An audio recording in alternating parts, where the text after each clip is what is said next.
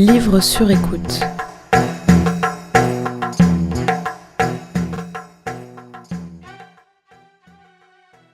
Sylvain a 28 ans, d'épais cheveux noirs et un sourire en coin. Sylvain, je l'ai rencontré dans le RER. Il lisait Sur la route de Jacques Kerouac, ça m'avait intrigué. Depuis, on se croise régulièrement, à Paris ou ailleurs, la plupart du temps par hasard. Sylvain est journaliste, passionné par les nouveaux médias. Alors souvent, on parle podcast, émissions, reportages. En habitué du micro, je savais qu'il dirait oui à ma proposition d'enregistrer un extrait d'un livre qui l'avait touché. Ce livre, ce sera La chambre de Giovanni, de James Baldwin, un auteur noir américain, homosexuel, et engagé dans le mouvement des droits civiques. Sylvain me dit que Baldwin le fascine, à la fois par sa vision de la société américaine et par son style. L'intrigue de ce roman, une histoire d'amour entre un jeune Américain fiancé avec une femme qui l'attend en Espagne, et un jeune Italien, Giovanni. Une histoire d'amour torturée, émouvante, tragique. Bienvenue dans le 9e podcast de Livre sur écoute, avec un extrait de La chambre de Giovanni de James Baldwin, lu par Sylvain.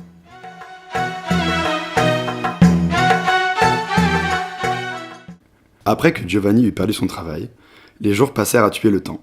Tuer le temps comme on pourrait le dire d'alpiniste en perdition qui tuerait le temps au bord du gouffre, retenu par une corde tendue à craquer. Je n'écrivis pas à mon père, je remettais de jour en jour. Ça aurait été trop définitif. Je savais quel mensonge lui raconter et je savais que cela marcherait. Mais je n'étais pas sûr que ce serait un mensonge.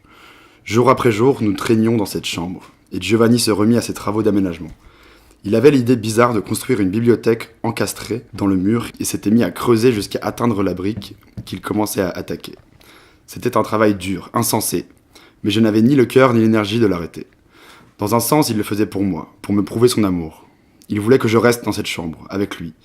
Il essayait peut-être, avec sa seule force, de repousser sans les détruire les murs qui se refermaient sur nous. Maintenant bien sûr, je vois la beauté de ces jours-là, qui, à l'époque, m'apparaissaient comme une torture. J'avais alors l'impression que Giovanni m'entraînait au fond de la mer avec lui.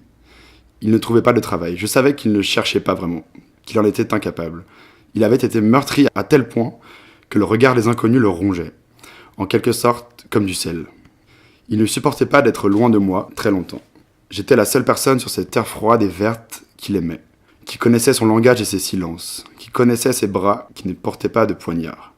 Tout le poids de son salut semblait reposer sur moi, et cela m'était intolérable. Et nos ressources s'amenuisaient, ou plutôt elles fondaient à vue d'œil. Giovanni essayait de ne pas laisser l'angoisse transparaître dans sa voix, lorsqu'il me demandait chaque matin « Est-ce que tu vas à l'American Express aujourd'hui ?»« Bien sûr. Tu crois que ton argent sera arrivé ?»« Je ne sais pas. »« Mais qu'est-ce qu'ils font avec ton argent à New York ?» Pourtant, je restais incapable d'agir. J'allais voir Jacques et lui emprunter encore 10 000 francs. Je lui racontais que Giovanni et moi avions des difficultés passagères qui ne tarderaient pas à être résolues. « Il a été très gentil, dit Giovanni. » Il peut parfois être très gentil. Nous étions assis à une terrasse près de l'Odéon. J'observais Giovanni un moment et songeais quel fier service Jacques me rendrait en m'en débarrassant. « À quoi penses-tu » demanda Giovanni. Un instant, je fus pris de peur et de honte. Je me disais que j'aimerais bien quitter Paris. Pour aller où ? Oh, je ne sais pas, n'importe où. J'en ai marre de cette ville, dis-je soudain, avec une violence qui nous surprit tous deux. J'en ai marre de ce tas de vieilles pierres, de ces maudits poseurs. Tout ce qu'on touche tombe en morceaux dans cette ville. C'est vrai, dit Giovanni gravement. Il m'observait avec une terrible intensité et je me forçais à soutenir son regard et à sourire. Tu n'aimerais pas partir d'ici quelques jours ? Lui demandai-je. Oh, dit-il en levant les mains, dans un geste de résignation moqueuse. Moi, j'aimerais aller n'importe où avec toi. Tout d'un coup, je ne me sens pas aussi attaché que toi à Paris. Je n'ai jamais beaucoup aimé Paris, en fait. On pourrait peut-être, je ne savais pas vraiment ce que je disais, aller à la campagne ou en Espagne. Ah, dit-il d'un ton léger, tu te languis de ta maîtresse ? Je me sentis coupable, irrité, plein d'amour et de tristesse. Je voulais le frapper et je voulais le prendre dans mes bras. Ce n'est pas pour ça que je veux aller en Espagne, dis-je, maussade. J'aimerais voir ce pays, c'est tout. Tout est cher ici. Alors, dit-il gaiement, allons en Espagne. Ça me rappellera peut-être l'Italie. Tu aimerais mieux aller en Italie ? Tu préférais aller dans ton pays ? Il sourit. Je crois que je n'ai plus d'attache là-bas. Puis il ajouta. Non, je n'aurais pas envie d'aller en Italie. Peut-être pour la même raison que tu ne veux pas aller aux États-Unis. Moi, je vais y aller aux États-Unis, dis-je rapidement. Il me regarda. Je veux dire que j'y retournerai sûrement un de ces jours. Un de ces jours, dit-il. Tous les malheurs arriveront un de ces jours. Pourquoi est-ce que ce serait un malheur ? Il sourit. Tu croiras rentrer chez toi et tu te rendras compte que tu n'es plus chez toi du tout. et tu seras bien embêté. Tant que tu restes ici, tu peux te dire, un de ces jours, je rentrerai chez moi. Il souriait, jouait avec mon pouce. N'est-ce pas?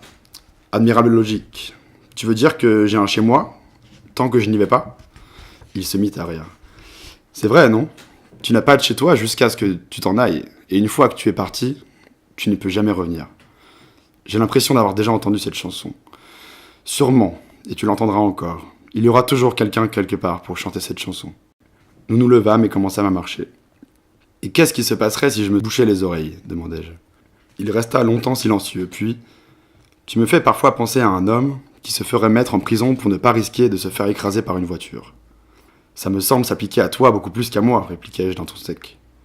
Qu'est-ce que tu veux dire par là? Je veux parler de cette chambre hideuse. Pourquoi tu es-tu enterré si longtemps?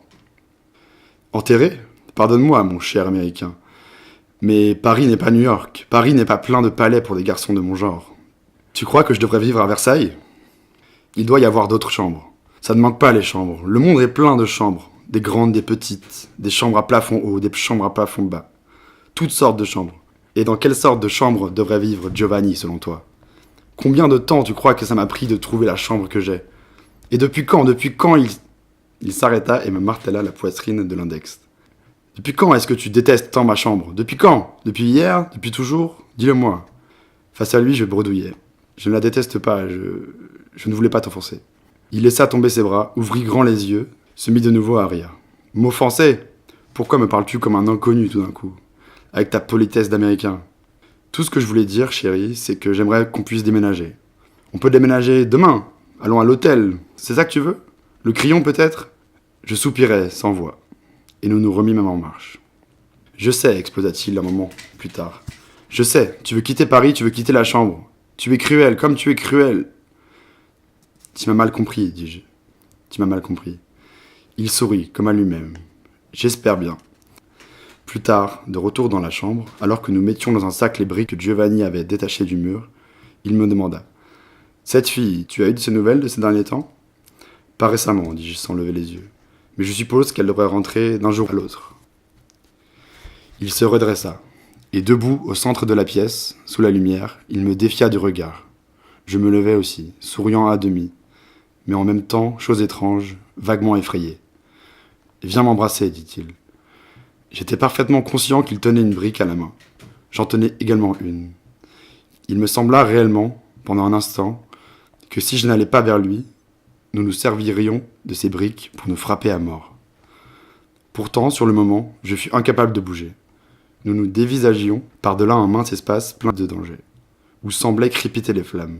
« Viens, dit-il. » Je lâchai la brique et allai vers lui. Au bout d'un instant, j'entendis tomber la sienne, et, dans des moments comme celui-là, il me semblait que nous choisissions de souffrir et de commettre le même meurtre, sans fin, long, incessant, perpétuel.